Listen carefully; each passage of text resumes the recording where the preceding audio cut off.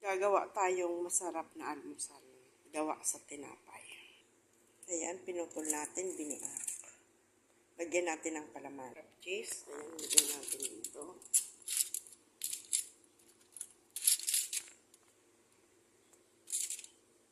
Nalagyan na natin ng Kraft cheese, cheddar cheese, lagyan naman natin ng mozzarella. Ito tayo masarap na almusal.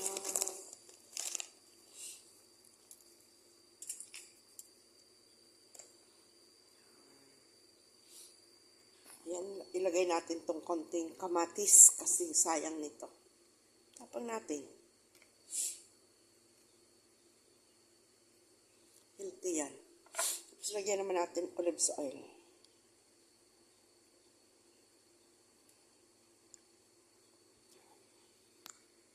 Tapos i-oven. Ilagay natin dito.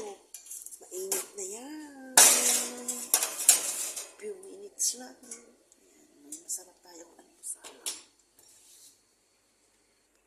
Ayan, tingnan na natin. It's ready. Little time.